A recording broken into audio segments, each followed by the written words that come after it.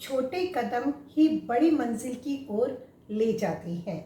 जी हाँ, small steps lead to big destinations. सावन के इस महीने की इस श्रृंखला में आज जो मैं आपको बताने जा रही हूँ, मैं ये बताऊंगी कि शंकर भगवान को हम क्या अर्पित करें कि उससे हमें क्या फल प्राप्त होता है। तो आप अपनी उन्हीं मनोकामनाओं के अनुसार शंकर भगवान को अपनी मन इच्छा अनुसार चीज़ें अर्पित कर सकते हैं।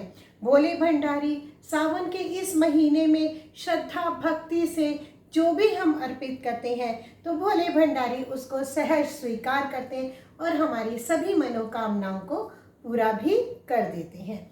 जी हाँ, हम बात करते हैं जब हम बेलपत्र शंकर भगवान को चढ़ाते हैं तो उससे हमें शंकर जी की कृपा प्राप्त होती है, मोक्ष प्राप्त होता है।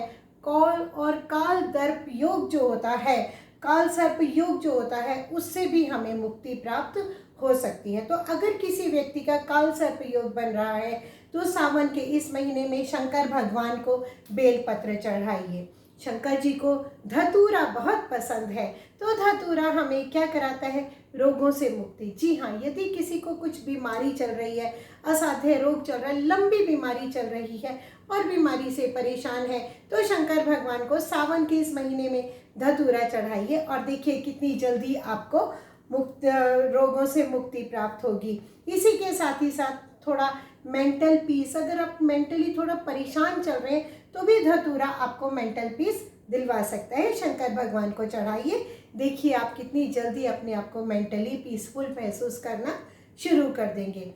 अगर हम शंकर भगवान को घी का अभिषेक करते हैं, घी चढ़ाते हैं, तो उससे गुड हेल्थ, बहुत अच्छी हमें स्वास्थ्य जो है हमारा बहुत अच्छा रहता है और हमारी एनर्जी लेवल जो है वो भी बढ़ जाता है। तो इस प्रकार घी चढ़ाने से अगर आपको लो सा फील हो रहा है तो शंकर भगवान को घी चढ़ा करके देखिए आपका एनर्जी लेवल कितनी जल्दी से हाई हो जाएगा।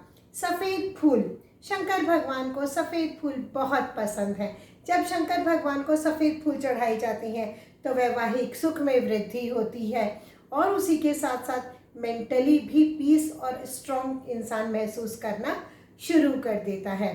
अगर हम शंकर भगवान को फल चढ़ाते हैं, कोई भी जो मौसम का फल आ रहा है, जब हम शंकर भगवान को फल चढ़ाते हैं तो फल चढ़ाने का मतलब होता है कि धन में वृद्धि होती है, प्रॉस्पेरिटी जो है वो भी बढ़ती चली जाती है।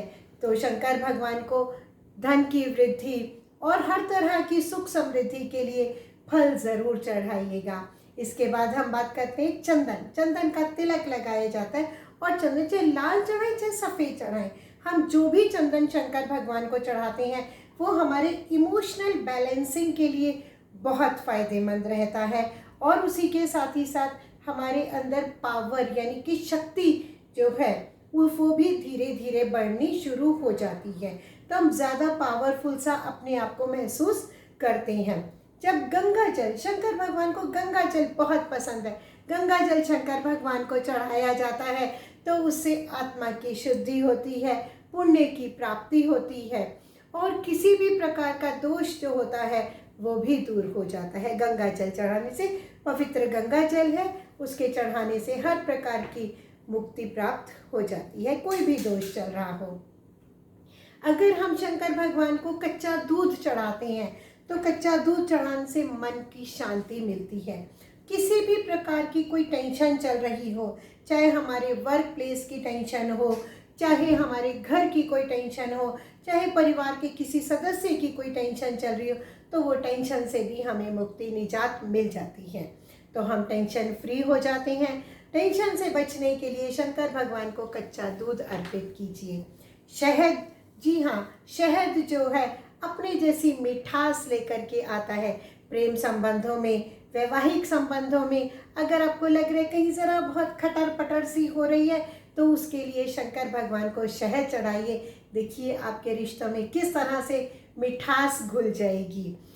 काले तिल, जी हाँ, शंकर भगवान को अगर आपकी शनि से कहीं कोई समस्या चल रही है तो शनि देव को प्रसन्न करने के लिए भी आप शंकर भगवान को काले तिल चढ़ा सकते हैं। काले तिल जो है वो पितृ दोष से भी हमारे को मुक्ति दिलवाते हैं। काल सर्प योग भी समाप्त होता है अगर हम काले तिल शंकर भगवान को चढ़ाते हैं। और अगर हम दही चढ़ाते हैं शंकर भगवान को तो हमारा मेंटल बैलेंसिंग बहुत अच्छी रहती है और संतान का सुख भी बढ़ता है। इस तरह से शंकर भगवान को ये सभी चीज़ें अर्पित की जाती हैं।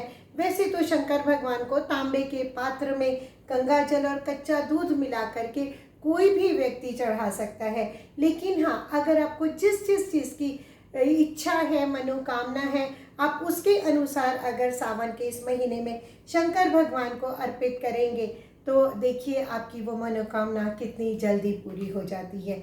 सावन के स्पेशल की इस श्रृंखला में ये मेरी दूसरी वीडियो है। मैं इसी तरह से छोटे छोटे से टिप्स आपके लिए लाती रहूँगी।